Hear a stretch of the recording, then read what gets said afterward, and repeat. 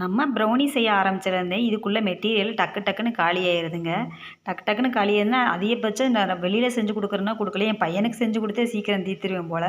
பிள்ளைங்க சாப்பிட்ட போக தான் மீதி நம்ம வேலை செய்யணும் அப்படின்றக்காக அது யோசிக்கிறதுல செஞ்சு கொடுத்துறது. ரெட் வெல்வெட் ப்ரௌனி ஆஃபர் போட்டிருக்கேங்க. ஃப்ரீ ஷிப்பிங் தான். 1/4 கிலோ ப்ரௌனி வந்து 250 ரூபா தான். தேவைப்படுறவங்க நம்ம ஸ்க்ரீனில் இருக்க நம்பருக்கு வாட்ஸ்அப் பண்ணுங்கள்.